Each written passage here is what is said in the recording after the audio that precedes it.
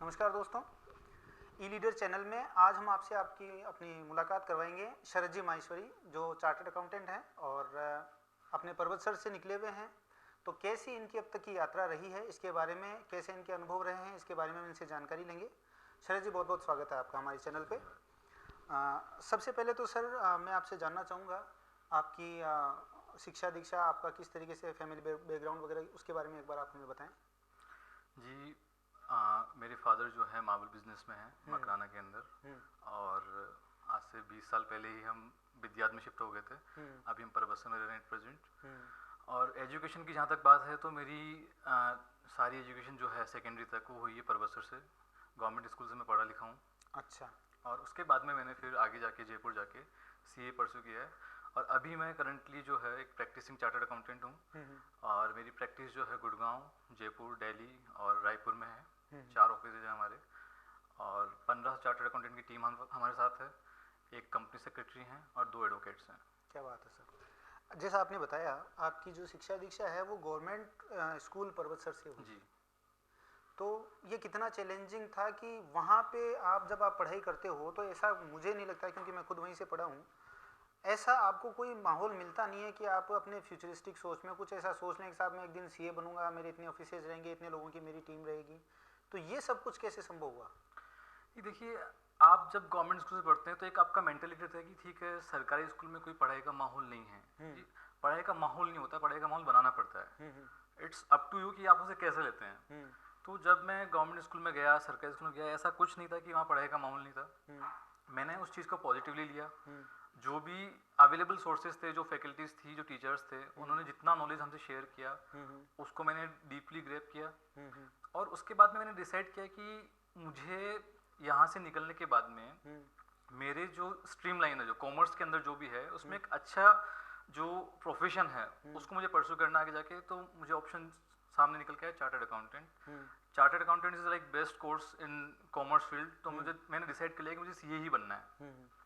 तो मैंने अपनी सारा जो फोकस है उसी पर डाल दिया और मैंने डिसाइड कर लिया कि नहीं, मुझे कॉमर्स के अंदर जितना ज़्यादा नॉलेज डीपली ग्रेप कर सकता हूँ उतना करना है और आगे जाके मुझे सीपीटी के लिए फाइट करना है। 12th के एग्जाम मैंने दिए, उसके बाद सीधा मैंने सीपीटी का फॉर्म जो सारी मैंने रिसर्च किया कि कैसे क्या होगा, उसके लिए अप्लाई किया। कोई गाइडेंस नहीं था, फैमिली में कोई भी ऐसा सपोर्ट नहीं था कि जो पहले से इस फील्ड में हो। बिल्कुल, ये बहुत बड़ा चैलेंज रहता है। बहुत बड़ा चैलेंज था। मुझे ये नहीं पता था कि मुझे जयपुर जाके करना क्या है। ठीक है, आई वॉज ब्लैंक। और उस टाइम पे इतना हेजिटेशन था, बिल्कुल नया था सब कुछ। अचानक से आप एक छोटे से शहर से उठ के नए बड़े शहर में जा रहे हैं, आपको नहीं पता आपको क्या करना होता है। तो सीपीटी के लिए फाइट किया, सीपीटी क्लियर किया। उसके बाद में धीरे धीरे जैसे जैसे मैं जयपुर के अंदर रहा, जैसे जैसे लोगों से इंटरेक्ट किया तो थोड़ा कॉन्फिडेंस बढ़ने लगा। कॉन्फिडेंस बढ़ा तो उसके आगे जाकर मैंने फिर अपना प्रैक्टिकल ट्रेनिंग कंप्लीट किया 3 इयर्स का। उसके बाद में सीए फाइनल के एग्जाम्स दिए और मैं 2015 के अंदर चार्टर्ड अकाउंटेंट बन गया। बहुत ही बढ़िया साहब। जो मुझे लगता है, हो सकता है कि आपका अनुभव नहीं हो, मुझे ऐसा लगता है कि जब कोई छोटे शहर से या पर्वतसर जैसे कस्बे से जब उठ करके कोई जयपुर, जोधपुर जैसी जगहों पे जाता है, 2-3 महीने तो उसको वहाँ के कल्चर के साथ में, वहाँ की जो फास्ट लाइफ होती है उसके साथ में अपना रिदम बनाने में ही लग जाते हैं। तो समझ में ही नहीं आता है। मुझे याद है अच्छी तरीके से, जब मैं जोधपुर गया था तो वो जो सिटी बस से लोग चलती से उतर जाते हैं ना, मेरे लिए वो भी एक अचरज था कि यार ये कैसे कर लेते हैं। बिल्कुल। तो तकलीफें आती है। और वहाँ पे जो काम आता है वो आता है आपका कॉन्फिडेंस। यदि आप कॉन्फिडेंट हो अपने आप को लेकर के कि जो मैं कर रहा हूँ वो सही है और इसको ऐसे ही किया जाता है, इसमें मैं अपना एक फ्लेवर कुछ डालूंगा। बिल्कुल। तो मैंने तो यही समझा कि भाई अगर आप अपने आप पे विश्वास है तो आज नहीं, थोड़ा देर से, लेकिन आपको अपना लक्ष्य मिलता है। जी। आपका अनुभव इस बारे में कैसा रहा? ये बिल्कुल, आप जो है बिल्कुल सही बात बोल रहे हैं कि एक कॉन्फिडेंस जो होता है जब आप छोटे शहर से बिलोंग करते हैं और आपकी स्कूलिंग जो है एक गवर्नमेंट स्कूल से होता है, तो आपको ऐसा माहौल नहीं मिल पाता कि आपको कॉन्फिडेंस आए कि आप इस लेवल पे जाके काम करें, कि आपको एक सुप्रीम लेवल पे जो प्रोफेशन उसको परस्यू करना है, वो एक मोटिवेशन आपको नहीं आता है। तो ऐसा कुछ नहीं है कि आप गवर्नमेंट स्कूल से पढ़े हैं या फिर आप एक छोटे शहर से हैं तो आप कुछ कर नहीं सकते। अगर आपके अंदर विल पावर है, आपको किसी काम करने का अगर आपने ठान लिया है, आपने फर्म डिटरमिन हो कि मुझे ये काम करना ही है, तो कुछ भी चीज़ इम्पॉसिबल नहीं है। ठीक है, बस आपको पॉजिटिवली रहना है और फोकस रहना है कि कैसे करके, बस मेरा जो फोकस है, जो आपका टारगेट है उस पर फोकस रखो। क्योंकि आप जब बड़े शहर जाते हो तो आपको बहुत सारे वहाँ पे डिस्ट्रक्शंस भी मिलेंगे, ऐसा नहीं है कि सब कुछ पॉजिटिव होगा, पॉजिटिव मिलता है, बिल्कुल चैलेंज काफ़ी बहुत है। काफ़ी सारे लोग आपको मिलेंगे, उनका लाइफस्टाइल देखने को मिलेगा। लाइक जैसे मैं जब गया था तो मेरे पास कोई व्हीकल वगैरह नहीं था, लेकिन जब जयपुर के लोग हैं तो वो व्हीकल्स हैं उनके पास में, वो कार लेके आते हैं। बिल्कुल। इवन फर्स्ट मैं इंसिडेंट बताऊँ कि जब मैं फर्स्ट टाइम गया था तो मुझे इतना कॉन्फिडेंस नहीं था कि मैं जयपुर में रहूँ, तो मैंने सांभर से अप डाउन किया। अच्छा।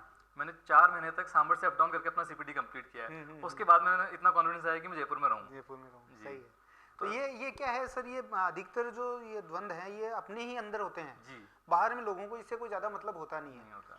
तो जैसा आपने बताया ना ये कि भाई आपके पास में वो भी पहले चीज़ नहीं थी कि भाई मैं जयपुर में रहूँ, आप सांभर से अप डाउन करके और इसको फिर आपको धीरे धीरे लगा कि हाँ चलो ठीक है अपन यहाँ पे सेट हो जाएंगे। जी। तो अगर कोई इस वक्त में ट्राई कर रहा हो पर्वतसर में या पर्वतसर जैसे किसी भी शहर में, तो आप उसको क्या सलाह देंगे कि भाई आप चाहे एनी फील्ड, चाहे आप कॉमर्स, साइंस, व्हाटएवर जो आपने ले रखा है, जहाँ से भी आप आगे बढ़ना चाह रहे हैं, कोई मूल मंत्र जो आप उनके साथ में शेयर करना चाहेंगे, भैया ये पकड़ के चलो, फिर कोई फर्क नहीं पड़ता कि आप किस लोकेशन से किस लोकेशन की ओर मूव कर रहे हो, कोई डिफिकल्टी नहीं आएगी। जी, सबसे पहले आपको अपना टारगेट डिसाइड करना पड़ेगा कि आपको करना क्या है लाइफ में। लाइक अगर आप कोई भी फील्ड चूज करते हैं, फर्स्ट डे से आपको क्लियर होना चाहिए कि if I am taking arts और कॉमर्स और साइंस, तो मेरा आगे जाके मुझे क्या परस्यू करना है, उसके बारे में आप फर्स्ट डे से नॉलेज लेना शुरू कर दीजिए कि कैसे कैसे इसके स्टेप्स होंगे। तो 2 साल की आप रिसर्च करेंगे तो आपको काफ़ी कुछ क्लैरिटी हो जाएगा। और आज तो सोशल मीडिया इतना सब कुछ जो है अप्रोचेबल है, सबके इजीली एक्सेसिबल है, बिल्कुल, कि बिल्कुल। आप सोशल मीडिया से, इंटरनेट से जो भी है सारी नॉलेज आप ग्रैब कर सकते हैं। और कोरोना के बाद तो सब कुछ ऑनलाइन आ गया है, तो इट्स नॉट नेसेसरी कि आपको कहीं मूव करना है, आप घर बैठे बैठे भी सारी नॉलेज आप ले सकते हैं। तो द फर्स्ट थिंग इज कि आपको अपने टारगेट्स सेट रखने, टारगेट क्लियर रखने, और उसी टारगेट को मान के सारा अपना जो भी रोड मैप है वो बनाना है। अच्छा, यहाँ से आप आगे की ओर क्या देख रहे हैं, आगे के आपके क्या लक्ष्य हैं? जी, आगे की देखिए, अभी लाइक मैं प्रैक्टिसिंग चार्टर्ड अकाउंटेंट हूँ, तो ऑब्वियसली मैं चाहता हूँ कि इसी फील्ड में आगे मैं अपना जो है इसको एक्सपैंड कर किया जाए। और जो भी क्लाइंट्स लेवल हैं, तो हम इनिशियल जब आप प्रैक्टिस में आते हो तो एक काफ़ी बड़ा चैलेंज होता है कि आपको क्लाइंट्स कैसे मिलेंगे। छोटे छोटे क्लाइंट्स से शुरू किया है कि इवन 500-1000 रुपये के क्लाइंट्स भी आपको एंटरटेन करना पड़ता है स्टार्टिंग में। बिल्कुल, बिल्कुल। तो वही चीज़ें वैसे करते करते अभी एक लेवल तक पहुँचे, तो इसी लेवल को आगे बढ़ते रहना है। अच्छा, और ये जो आपकी जर्नी रही है, इस जर्नी में आप अपना प्रेरणा स्रोत किसे मानते हैं? ये प्रेरणा स्रोत मेरी सबसे पहले तो मेरी फैमिली है, मदर फादर जो भी हैं, तो उनको, और साथ में वाइफ है, अभी बच्चे भी हैं, तो सारे यही सब ये आगे के लिए प्रेरणा स्रोत हो गए ये हैं। सब इंस्पिरेशन है मेरे लिए कि नहीं मुझे कुछ करना है इनके लिए। इसके साथ साथ जो मेरे टीचर्स हैं जिनसे मैंने सीखा है, वो भी मेरे लिए अच्छे प्रेरणा के स्रोत हैं कि उनसे मैं सीख कर बहुत आगे बढ़ रहा हूँ। किन्हीं को आप इस वक्त में याद करना चाहेंगे कि? मैं छोटी सी एक मैं इंसिडेंट बताता हूँ कि 11th-12 जब मैंने किया तो वहाँ पे अकाउंटेंसी या किसी भी सब्जेक्ट के कोई लेक्चरर ऑफिशियली नहीं थे। एक विद्यार्थी मित्र करके कोई एक उस टाइम गवर्नमेंट की कंसेप्ट चलता था, तो उसके अंदर हमारे एक सर थे, राधा किशन जी सर थे, जो मैं अकाउंट्स पढ़ाते थे। उनसे मैं काफ़ी इंस्पायर, उनकी सिंप्लिसिटी और उनका जो लाइक डेडिकेशन है पढ़ाई को लेकर, टीचिंग को लेकर, उनसे मैं काफ़ी इंस्पायर हूँ। अच्छा जी, बहुत बढ़िया सर। और कोई अभी जो यूथ है उसको आप कोई विशेष अपनी तरफ से कुछ देना चाहेंगे, कोई संदेश? विशेष संदेश ये है कि आज का जो टाइम है, आज के टाइम में मोटिवेशन से ज़्यादा डिस्ट्रैक्शंस काफ़ी हैं, तो आपको उन सब चीज़ों से बच के, क्योंकि एक ये टाइम होता है जो 18 साल से लेकर 25 साल का, 22 साल का जो टाइम है, यही टाइम है जिसमें आपका पूरा लाइफ डिसाइड होगा कि किस डायरेक्शन में जाना है। बिल्कुल, शेप जो बननी है वो यहीं बन जाती तो है। ये एक मोल्डिंग टाइम है। हाँ। जैसा आपने मोल्ड कर लिया, आगे जाके आप वैसे हो गए। आप 25 साल बाद में जाकर आप सोच भी लोगे कि मुझे करना है, तो आप नहीं कर पाओगे, क्योंकि एक टाइम के बाद में आपके ऊपर रिस्पॉन्सिबिलिटी जाएगी, एक फैमिली प्रेशर रहेगा आपके ऊपर, तो उन सब चीज़ों के अंदर आप सब काम नहीं कर सकते। तो अभी जो ये टाइम है, इस टाइम को अच्छे से यूटिलाइज करके आप इसमें अपना जो डिस्ट्रैक्शंस है उनसे हटके एक अपना करियर जो पाथ है उसको चूज करें, उसके लिए अच्छे से पॉजिटिवली उसको आप अपना मेहनत करें और मेहनत करके उसको अचीव करें। तो ये जो अचीवमेंट है, जो मेहनत आपकी जो कर रहे हैं आप 4-5 साल में, यही लाइफ लॉन्ग काम आनी है।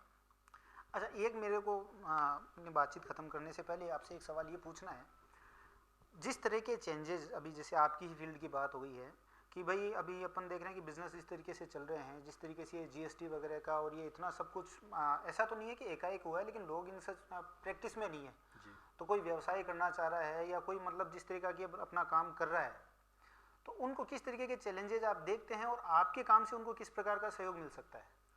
जी, अगर आप बात करते हैं कि एक छोटे लेवल पे आपको बिजनेस शुरू करना है तो गवर्नमेंट का ऐसा कोई बाउंडेशन नहीं है कि आपको इन सारी कॉम्प्लेक्सिटीज में पढ़ना है कि आपको अच्छा। जीएसटी रजिस्ट्रेशन लेना है या आपको ये कुछ करना है। एक सिंपल सी चीज़ है कि जीएसटी के लिए एक जो थ्रेशोल्ड लिमिट है वो 40 लाख का टर्नओवर है। अगर आपका टर्नओवर 40 लाख से कम है तो अगर आप जीएसटी रजिस्ट्रेशन भी नहीं लेंगे तो आपका काम चल सकता है। ठीक है। ये कोई बाउंडेशन नहीं है। बाउंड इसलिए होते हैं कि कई बार क्या होता है कि लोगों को फाइनेंसिंग की जरूरत पड़ती है कि उनके पास में फंड्स नहीं होते हैं अपने कैपिटल इंट्रोड्यूस करने के लिए। तो उन सब फंड्स की रिक्वायरमेंट के लिए बैंक्स की ये एक मैंडेट है कि आपके पास में जीएसटी रजिस्ट्रेशन होना चाहिए। तो वो उस पर्पज को फुलफिल करने के लिए जीएसटी रजिस्ट्रेशन लेते हैं और उसकी कंप्लायंसेस करते हैं, जो कि थोड़ी एक इनिशियल लेवल पे बहुत ज़्यादा कॉम्प्लेक्स है। अच्छा, एक बात बताएं, एक तरफ तो ये है कि साहब अगर आप जीएसटी ना लेते हो तो बैंक आपको एंटरटेन नहीं करते जी। और जीएसटी लेते हैं तो आपकी कॉम्प्लिकेशंस उस स्टार्टअप में बढ़ जाते हैं। तो क्या रास्ता है फिर? जी देखिए, गवर्नमेंट स्कीम्स कई सारी स्कीम्स ऐसी जैसे मुद्रा लोन है, वहाँ पे ऐसा कोई बाउंडेशन नहीं है कि आपके पास में जीएसटी रजिस्ट्रेशन होना ही चाहिए। ये सब बैंक का एक इंटरनल पॉलिसी बना रखा है कि वो अपने आप को सेफगार्ड करने के लिए कि भाई हम कुछ ना कुछ ऐसा डॉक्यूमेंटेशन कर लें जिससे हम अपना पल्ला झाड़ सकें। अच्छा। इन केस कुछ भी होता है, लाइक आज आप नए बिजनेस को लोन दे रहे हैं तो कोई श्योरिटी नहीं है, रिस्क काफी है कि वो वापस रीपेमेंट होगा या नहीं होगा। रीपेमेंट होगा तो उसका क्या सोर्स रहेगा, तो कुछ भी नहीं। लेकिन एक जीएसटी रजिस्ट्रेशन आप लेके चल रहे हैं तो आपका टर्नओवर जो है वो एक गवर्नमेंट रिकॉर्ड्स के अंदर मेंशन हो जाता है कि इतना टर्नओवर है, तो उससे एक बेसिस बना सकते हैं। तो बैंक के पास एक बेसिस रहेगा कि इनिशियल ईयर में इतना टर्नओवर है और उस पे एक एप्लीकेबल रेट जो ग्रोथ रेट होती है वो अप्लाई करके वो एक फ्यूचर जो टर्नओवर कैलकुलेट करके अकॉर्डिंगली लोन तो केवल प्रोजेक्ट अपनी प्रोजेक्शंस के लिए ही सब करते हैं। बल्कि छोटे लोन्स के लिए ऐसा कहीं बाउंडेशन नहीं है कि आपको जीएसटी नंबर लेना। आपका जो प्रोजेक्ट है, आपका जो बिजनेस है, वो आइडिया बिल्कुल एक प्रॉपर मैनर में प्लान करके एक डॉक्यूमेंट करके लेकर आइए, बैंक से आप डिस्कस कीजिए, तो आपको चांसेस है कि आपको बिना किसी कंप्लायंसेस के भी लोन मिल सकता है। अच्छा sir, unique web IT solutions और ई लीडर की तरफ से मैं आपको इनवाइट करना चाहूँगा कि आप अपना जो आगे का बिजी शेड्यूल है उसमें से एक दिन आप हमें दें और मैं ये चाहूँगा कि मैं वहाँ पे सबसे बात करके और एक कोई जैसे कंसल्टेंसी होती है सीए की तरफ से, भाई आज जैसे पर्वत सर जैसी जगह पे बहुत कम लोग इस बारे में विचार करते होंगे जबकि परेशान सभी हैं। तो मेरी ये शुरू से इच्छा रही है कि किसी दिन जो व्यक्ति जानता हो और सही सलाह दे सकता हो, सही रोड मैप बता सकता हो कि भाई आपको किस तरीके से व्यापार करना चाहिए, किस तरीके से आपको अपना स्टार्टअप सेटअप करके आगे चलना चाहिए। तो मैं चाहूँगा कि सर कैमरे के सामने आप हमारे से ये एक वादा करें कि जिस दिन हम आपको बुलाएं एक दिन आप हम अपना निकालेंगे और हमारे लिए वहाँ पे एक सेमिनार में आप पार्टिसिपेट करें। जी, परबत मेरा ही शहर है, अगर मैं अपने लोगों के लिए काम नहीं आ सकता हूँ तो फिर कोई मतलब नहीं है। बिल्कुल, बहुत बहुत धन्यवाद। Thank you very much.